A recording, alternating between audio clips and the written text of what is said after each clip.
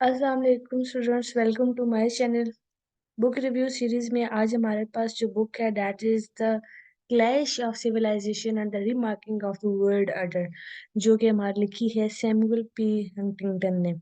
इसमें हम कुछ अपने मेन आइडियाज को देखेंगे। हम देखेंगे कि हाउ वर्ल्ड इज चेंजिंग और how conflicts are arising in the different countries. और इसके साथ साथ हम ये देखेंगे कि हमारे पास जो पोस्ट कोल्ड वॉर एरा था उसमें हमारे पास कौन कौन सी कॉन्फ्लिक्ट्स किस किस बेस पर जो है वो अराइज हुई हैं।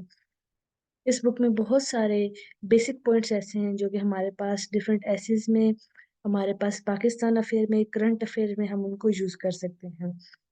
सो चलते हैं अपनी बुक की तरफ। सबसे पहले है जी हमारे पास major points of the book. हमारे पास इसमें मेजर पॉइंट्स क्या है? Conflicts in the post cold war era, यानी कि कोल्ड वॉर जैसी ही एंड होती है उसके बाद हमारे पास कौन कौन सी कॉन्फ्लिक्ट्स जो हैं दैट कैन अराइज, जो हमारे पास अराइज कुछ हो चुके हैं और कुछ हमारे पास अपकमिंग वर्ल्ड में फ्यूचर में हमारे पास अराइज होने के चांसेस हैं। Dominance of the culture difference over the economic factor.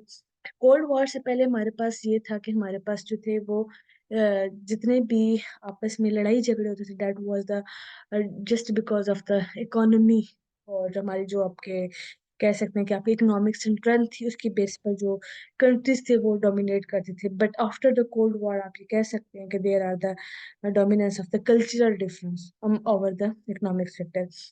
उसके बाद ये है कि countries are making themselves more modernise का क्या मतलब है? यानी कि दे आर फ्लेक्सिबल एनफ कि वो अपने अंदर चेंजेस ला रहे हैं एंड लेस वेस्टर्नाइज, लेकिन वो वेस्टर्न प्रिंसिपल्स पे चलने के उस पे नहीं है, उसके हक में नहीं है। वो मॉडर्न खुद को करना चाहते हैं, they are the flexible, they want the change but they don't follow the western principles. तो ये हमारे पास बेसिक इसकी कुछ पॉइंट्स हैं। नेक्स्ट है जी, Huntington rejected the Fukuyama view. Fukuyama view क्या था जी? फुकियामा ने जैसे ही कोल्ड वॉर हमारे पास कैपिटलिस्ट ब्लॉक जो था वो विन किया था, तो फुकियामा ने एक आर्टिकल लिखा था that was the end of the history. इस एंड ऑफ द हिस्ट्री में ही सेड कि liberal democracy is no winner and there will be no more conflict, कि जितने भी हमारे पास thesis and antithesis they has been developed and now the final conclusion is the liberal democracy. But जो Samuel P Huntington था इसने Fukuyama के view को जो है वो रिजेक्ट किया था। उसने कहा था कि जी फ्यूचर डेंजरस क्लैशेस जो है they will arise due to the west arrogance interaction with the other civilization. Islamist है ये, इस्लामियत नहीं है, Islamist will become the intolerant arsenic. Chinese जो है हमारे पास they will become the assertive. यानी कि जो इसका एस पी हंटिंगटन का जो व्यू था डेट वाज द कि फ्यूचर डेंजरस जो है वो हमारे पास स्टिल एग्जिस्ट कर रहा है। ये इस वजह से कर रहा है क्योंकि डिफरेंट सिविलाइजेशन आपस में टकराएंगी, उसमें जो वेस्ट होगी वो अपना एरोगेंट बिहेवियर शो करेगी, जो इस्लामिस्ट होंगे वो इनटॉलरेंट बिहेवियर शो करेंगे, और जो चाइनीज होंगे आर्सेनिक जो होंगे they will show the assertive behaviour. ये उन्होंने चंद एक सिविलाइजेशन को बता दिया था कि सिविलाइजेशन आपस में कैसे टकराएंगी। In 21st century, major source of conflict will be the either cultural or the religious. It will not be economic. इससे पहले ये होता था कि हमारे पास जितनी भी वर्ल्ड वॉर्स हुई हैं that were the on the base of the economic factor, लेकिन फ्यूचर में जितनी भी हमारे पास होंगी वो या तो हमारे पास कल्चरल बेस पर होंगी, या we can say that this will be on the base of the religion. तो ये हमारे पास जो एंड ऑफ हिस्ट्री का एक ऑलरेडी फुकुयामा ने रिव्यू दिया था और अपना व्यू दिया था, उस व्यू को एसपी ने जो है वो रिजेक्ट किया है। नेक्स्ट है divergent value of the west and non western countries. वो कहते हैं कि हमारे पास बेसिकली कॉन्फ्लिक्ट्स क्यों आ रहे हैं? इस वजह से आ रहे हैं कि वो ये कह रहे हैं कि हमारे पास एक वेस्टर्न कंट्रीज है और नॉन वेस्टर्न कंट्रीज है। Both of them have the divergent values. और हमारे पास जो अगर सबसे पहले हम देखेंगे हमारे पास सिविलाइजेशन कौन कौन सी है, सिनिक है, जापानीज है, हिंदूज है, इस्लामिक है, ऑर्थोडॉक्स है, वेस्टर्न है, लैटिन अमेरिका है, अफ्रीका। इसमें ये है कि इन सारी सिविलाइजेशन को they have been divided into two categories, western and the non western. अब वो कहते हैं कि वेस्टर्न वैल्यूज क्या है? वेस्टर्न वैल्यू है जी इंडिविजुअलिज्म। ठीक है, वो इंडिविजुअल को इम्पोर्टेंस देते हैं, लिबरलिज्म एंड सेकुलरिज्म। लेकिन हमारे पास जो नॉन वेस्टर्न कंट्रीज़ है, फॉर एग्ज़ाम्पल अगर आप पाकिस्तान को देखते हैं, ठीक है? और यूएसए का कंपैरिज़न करते हैं तो वे Pakistani do not focus on the individualism instead of that हमारे पास जो है वो क्या है कम्युनिटी बेस्ड सिस्टम है।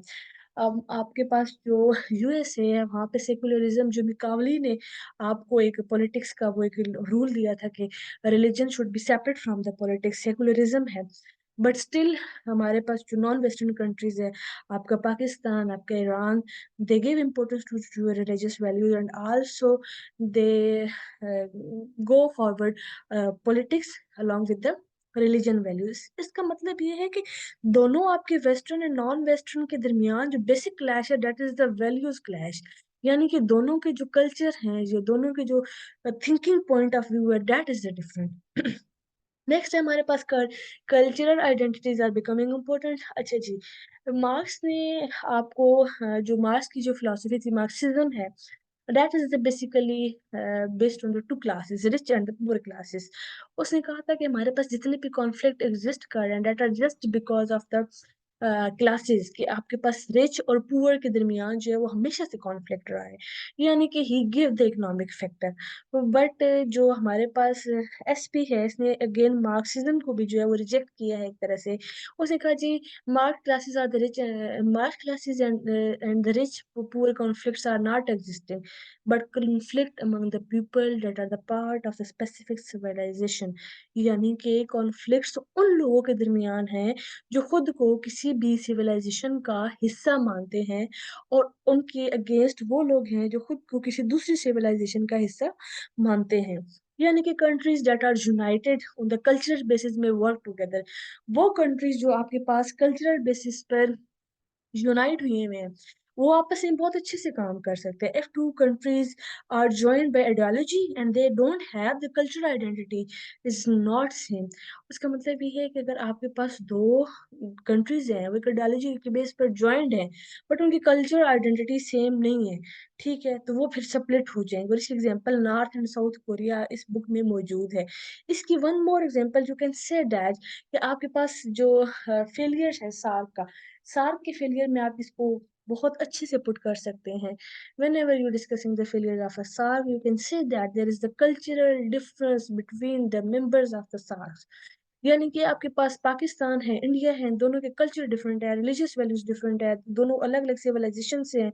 जस्ट बिकॉज ऑफ दैट आपके पास जो सार्क है वो आगे इकट्ठा काम नहीं कर पाई, वो अल्टीमेटली आपके पास फेलियर से फेलियर की तरफ जा रही है। इसके अलावा जो आपके पास डिफरेंट एग्जांपल्स दी गई हैं दैट इज यूक्रेन। यूक्रेन को आफ्टर द कोल्ड वॉर रिनेंसिस के बाद दोबारा एक काफी टाइम बाद जो है वो रशियन उस पर अटैक किया है just because of this said that the Russian speaking people are there. यानी कि रशिया चाहता ही नहीं है कि यूक्रेन पे जो है वो वेस्टर्न कंट्रीज जो है वो अपना हक जमाए, क्यों? क्योंकि वो उसको कल्चरली अपना पार्ट समझते हैं। Similarly Nigeria, Sudan, India, Sri Lanka, इन सब में अगर कोई बहुत ज्यादा कॉन्फ्लिक्ट एग्जिस्ट कर रहा है तो that is just cultural identity conflict. आप इंडिया में देखें तो इंडिया में मुसलमानों के साथ जो कुछ हो रहा है दैट इज टोटली क्लियर। आप लोग ये भी कहते हैं कि हमारे पास फैशिस्ट मूवमेंट जो है वो वहां पर चल रही है, तो वो जो है ना वो ऑर्थोडॉक्स हैं, वो रिलीजियस हैं, लेकिन बेसिक जो डिफरेंट है that is the religious different जो कि हमारे पास एसपी ने क्लियरली कट आपको बता दिया है कि सिविलाइजेशन, दो सिविलाइजेशन जब भी आमने सामने आएंगे there must be the conflict among them. अच्छा जी, उसके बाद है आपके पास हमारे पास जितने भी इसके बेसिक कॉन्सेप्ट्स थे उनको हमने जब स्टडी किया एट द एंड हम ये कह सकते हैं कि हमारे पास एक ऐसे आ सकता है that is the what is universalism to west is imperialism to rest. यानी कि आप इसको इस तरह से जो है वो डिकोड कर सकते हैं कि जो वेस्ट समझता है कि उसका यूनिवर्सल वैल्यूज हैं they are imperial values to all of the other countries. ये हमारे पास एक ऐसे में आ सकता है। इसके अलावा जितने भी हमने कॉन्फ्लिक्ट्स पढ़े हैं, हमने चीज़ें पढ़ी हैं, ये हमारे पास current affair as well as your Pak affair में आपके पास बहुत अच्छे से आर्गूमेंट्स डेवलप हो सकते हैं। यहाँ तक हमारी आज की बुक का रिव्यू खत्म हुआ, दुआओं में याद रखिएगा और फर्दर वीडियो से इन टच रहने के लिए चैनल को सब्सक्राइब कीजिएगा और अल्लाह हाफिज।